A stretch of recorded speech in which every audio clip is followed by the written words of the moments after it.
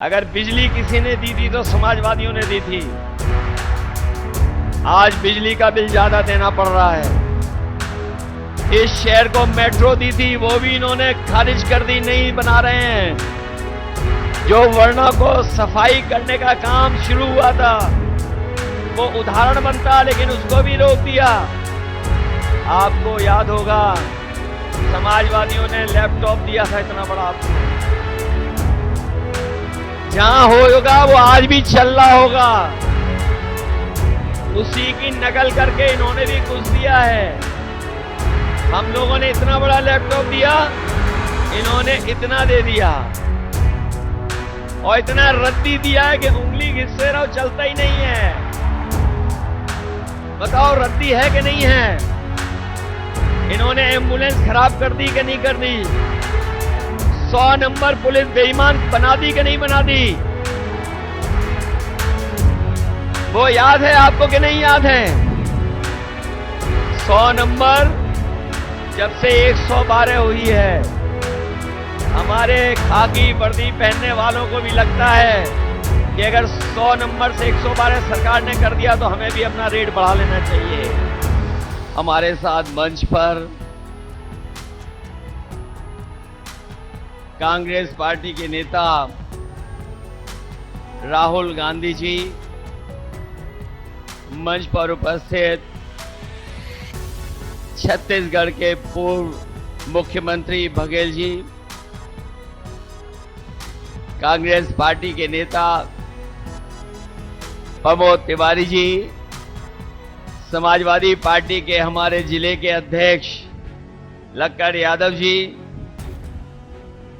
मंच पर उपस्थित समाजवादी पार्टी की सरकार में रहे मंत्री हमारे पटेल जी, किशन दीक्षित जी और बड़ी संख्या में कांग्रेस और समाजवादी पार्टी के नेता जो मंच पर हैं, सभी इंडिया गठबंधन के सहयोगी, सभी नेतागण और इस चुनावी जनसभा में आए हुए हमारे सभी आदरणीय किसान भाई, आदरणीय बुजुर्ग, माताएं, बहनें और बड़ी संख्या में हमारे नौजवान साथी पत्रकार बंधुओं, मैं सबसे पहले वाराणसी के लोकसभा के यहां पर उपस्थित आप सबका बहुत बहुत धन्यवाद और आभार प्रकट करना चाहता हूं। मैं देख रहा हूं जहां पंडाल हमारा पूरा भरा दिखाई दे रहा है, वहीं बाईं तरफ मंदिर से लेकर के सड़कों तक पे लोग हैं। बड़ी संख्या में साथी हैं जो मंच के पीछे हैं, दाईं तरफ हैं। और ये जो उत्साह है और जो जोश दिखाई दे रहा है, ये जोश और उत्साह इस बार परिवर्तन के लिए मतदान करने जा रहा है। और मुझे पूरा भरोसा है कि यहां के लोग इस बार इंडिया गठबंधन के प्रत्याशी कांग्रेस पार्टी के प्रदेश के अध्यक्ष अजय राय जी को अपना एक एक वोट दे करके न केवल जिताने का काम करेंगे बल्कि रिकॉर्ड मतों से उन्हें जिताने का काम करेंगे। मैं जब भी आपके शहर में आता हूं तो मैं सोचता हूं कि मैं काशी में आया हूं कि क्यूटो में आया हूं। अभी तक जब भी हमारे पत्रकार साथी मुझसे सवाल पूछते थे तो मैं एक बात कहता था उनसे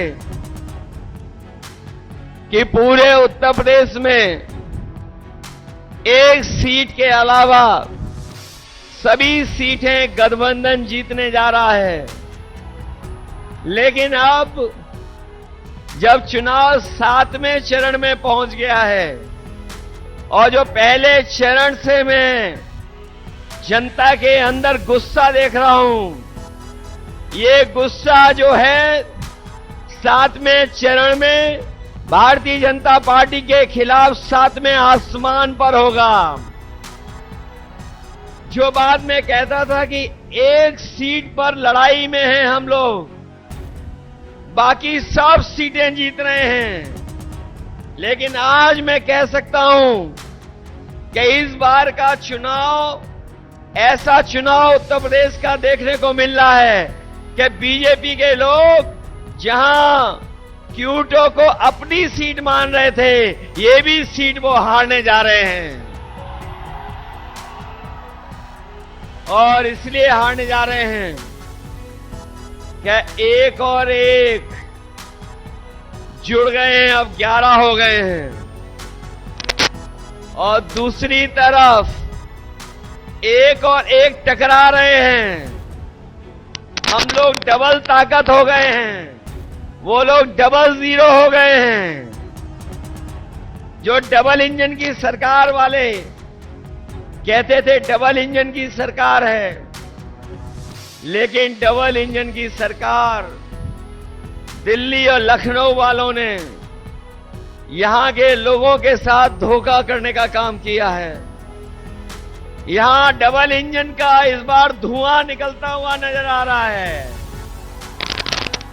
और अगर धुआं थोड़ा बहुत बचा भी होगा तो ये क्यूटो के लोग मिलकर के दोनों इंजनों का धुआं निकाल देंगे।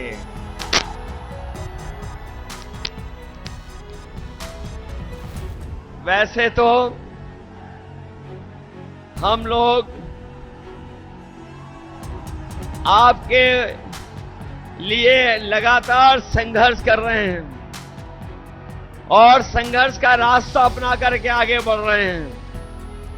लेकिन जो घबराए हुए लोग हैं वो हम लोगों को शहजादा बोल रहे हैं। जो शहजादा बोल रहे हैं वो सुन लें कि ये इस बार दोनों शहजादे न केवल शह देने जा रहे हैं बल्कि इस बार मात भी देने का काम करेंगे। जिन्होंने मां गंगा की कसम खा करके, जिन लोगों ने मां गंगा की कसम खा करके ये कहा था कि मां गंगा साफ हो जाएगी, हमारे क्यूटो के लोग जानते होंगे मां गंगा तो साफ नहीं हुई, लेकिन जितना भी बजट उसके लिए आया वो सब साफ हो गया है। मां गंगा वैसे ही बह रही हैं। और जिस गांव को गोद लिया था, जिस गांव को गोद लिया था, उस गांव का तो कोई नाम ही नहीं ले रहा है। उस गांव को कोई पहचानता भी नहीं है। बताओ बीजेपी की सरकार ने धोखा दिया कि नहीं दिया? और जो लोग निवेश के नाम पर बड़े बड़े आयोजन कर रहे थे, बड़े बड़े पंडाल लगवा रहे थे, सजावट कर रहे थे और कहा कि लाखों करोड़ का निवेश आएगा, लेकिन निवेश जमीन पर नहीं पहुंचा। न निवेश आया और न कारखाने लगे, न उद्योग लगे। और जो बड़े बड़े डिफेंस कॉरिडोर की बात की थी कि मिसाइल बनेंगी, टैंक बनेंगे और न जाने कौन कौन सी मिसाइलें बन जाएंगी, लेकिन आज जब 10 साल बाद पीछे मुड़ करके देखते हैं तो इन्होंने वो दिवाली का रॉकेट भी नहीं बना पाए। जो लोग डिफेंस कॉरिडोर, डिफेंस के नाम पर इन्वेस्टमेंट लाना चाहते थे, वो दिवाली का रॉकेट तो दूर, बनारस वाले जानते होंगे वो सुतली का बम भी नहीं बना पाए। बताओ G20 को आप समझते हो G20 क्या है? ये जो G20 के आयोजन हुए थे, बनारस में हुआ, देश में हुआ, आप जानते हो G20 का मतलब? G20 का मतलब है 2 गुजरात के, बाकी बीजेपी के 0। बताओ यही तो है उनका G20। जो लोग कहते थे 400 पार, जो नारा लगा रहे थे 400 पार, अब उन्हें डर सता रहा है 400 हार का, और 400 का गणित समझ में आया। उन्होंने कहा 400 पार, और 400 पार का मतलब हुआ 543 में 400 पार कितनी सीटें हुई? 143 सीटें। तो ये 400 पार केवल 143 सीटी की बात कर रहे थे, और इस बार देश की 140 करोड़ की जनता इनको 140 सीट के लिए भी तरसा देंगे। और अब तो भाषा भी बदल गई। हमारे लखनऊ वाले तो योगा करते डगमगाते थे।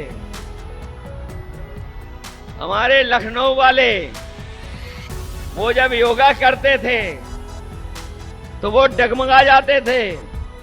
अब तो सुनने में आया है कि काशी के डर से, क्यूटो के हार के डर से उनकी जवान भी डगमगाने लगी है, और कैसी कैसी बातें कहने लगे हैं।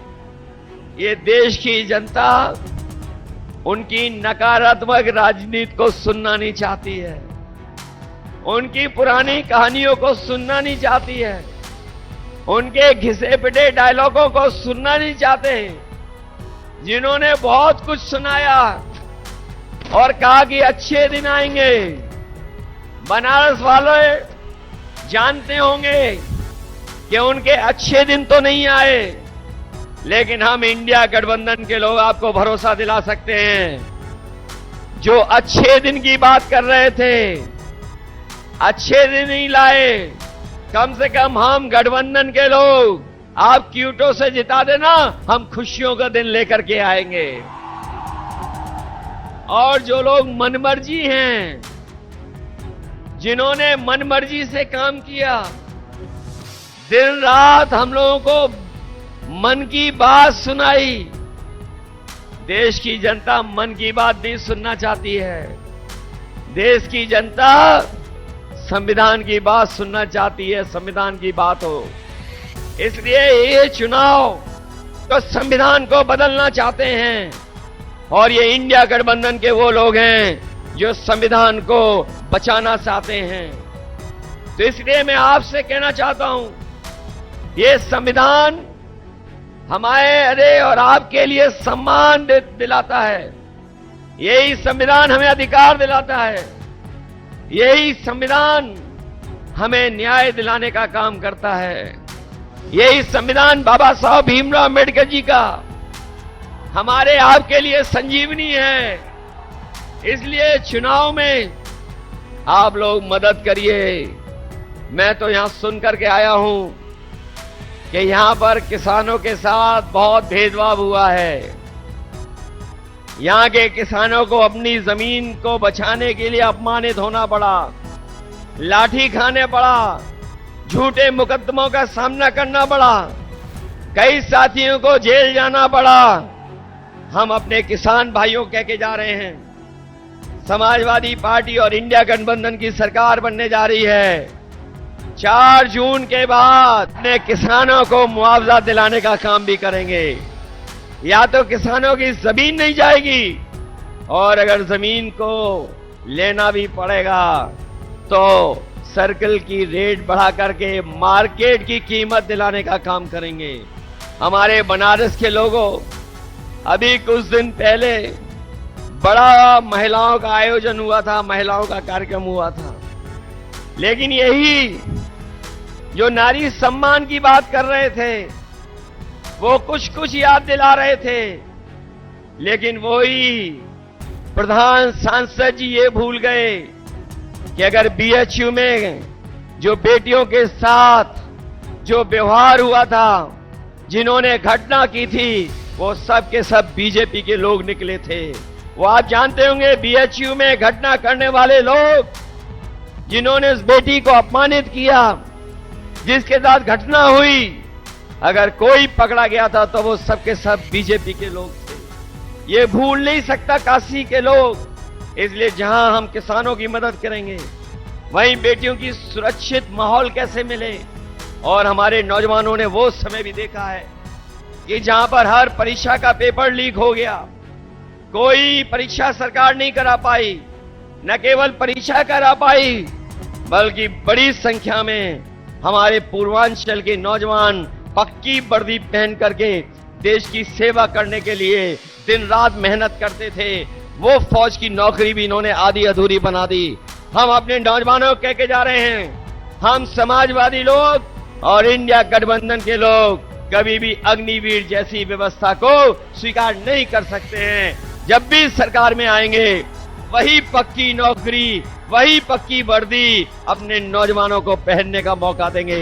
न केवल वर्दी अग्निवीर खत्म होगी बल्कि नौकरियों को बढ़ा करके ज्यादा से ज्यादा फौज में अपने नौजवानों को नौकरी देने का मौका देंगे। इसलिए मदद करिए, आप लोग मदद करोगे सब लोग। ऐसा तो नहीं है कि ये जो देश और पूरे देश के भाजपा के नेता आ गए हैं वो अगर मैनेजमेंट करेंगे तो मैनेजमेंट के चक्कर में तो नहीं फंस जाओगे। ये तो पता होगा आपको कि पूरे के पूरे देश के लोग आ गए हैं, देश के लोग आ गए हैं, वो मैनेजमेंट करने पे लगे हुए हैं। और ये भी सुनने में आया है कि ये बूथ तक नहीं पहुंचने दे रहे हैं वोट डालने के लिए। बताओ हमारे नौजवान साथियों, ऐसा तो नहीं है कि बूथ पर नहीं पहुंचोगे आप लोग? घबरा तो नहीं जाओगे आप लोग? चुनाव चिन्ह तो पता है ना आपको? हमारे अपने सभी समाजवादियों से और कांग्रेस के साथियों से अपील है कि ये गठबंधन के प्रत्याशी अजय राय जी हैं और उनका चुनाव चिन्ह क्या है? कांग्रेस का चुनाव चिन्ह है पंजा की नहीं है। इसलिए मदद करिए, इनकी मदद करोगे सब लोग। ये जो मैनेजमेंट वाला है उससे भी दूर रहोगे कि नहीं रहोगे? अरे जो बदनामी मिली है क्यूटो को, क्यूटो बन गई आपकी कि नहीं बन गई? अगर बिजली किसी ने दी थी तो समाजवादियों ने दी थी। आज बिजली का बिल ज्यादा देना पड़ रहा है। इस शहर को मेट्रो दी थी वो भी इन्होंने खारिज कर दी, नहीं बना रहे हैं। जो वर्णों को सफाई करने का काम शुरू हुआ था वो उदाहरण बनता, लेकिन उसको भी रोक दिया। आपको याद होगा समाजवादियों ने लैपटॉप दिया था इतना बड़ा आपको, जहां होगा वो आज भी चल रहा होगा। उसी की नकल करके इन्होंने भी कुछ दिया है। हम लोगों ने इतना बड़ा लैपटॉप दिया, इन्होंने इतना दे दिया और इतना रद्दी दिया है कि उंगली घिससे रहो चलता ही नहीं है। बताओ रद्दी है कि नहीं है? इन्होंने एम्बुलेंस खराब कर दी कि नहीं कर दी? 100 नंबर पुलिस बेईमान बना दी कि नहीं बना दी? वो याद है आपको कि नहीं याद है? 100 नंबर जब से 112 हुई है, हमारे खाकी वर्दी पहनने वालों को भी लगता है कि अगर 100 नंबर से 112 सरकार ने कर दिया तो हमें भी अपना रेट बढ़ा लेना चाहिए। बताओ रेट बढ़ा दिया कि नहीं बढ़ा दिया? मुझे याद है यहां पर लाखों लाख बच्चों को समय पर गरम खाना मिल जाए, उसके लिए हम लोगों ने मॉडर्न किचन उत्तर प्रदेश में लगवाना शुरू किया था। इस सरकार ने बनारस में तो लगवा दी, वो वही थी जो समाजवादियों ने दी थी। दूसरी नहीं लगा पाई ये किचन जिसमें बच्चों को हॉट कुक्ड मील मिल रहा है। वो अगर किसी की देन थी तो वो समाजवादियों की देन थी।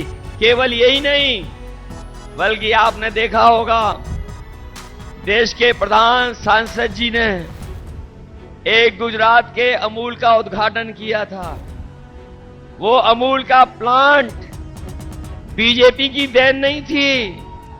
वो अगर कोई यूपी में उस समय लेकर के आया था तो कानपुर में, लखनऊ में और वाराणसी में उस समय लगाने का अमूल का 5 लाख लीटर प्रति दिन के दूध के प्रोक्योरमेंट का प्लांट अगर किसी ने लगाने का काम शुरू किया था तो वो समाजवादी लोग थे, भारतीय जनता पार्टी वाले नहीं थे।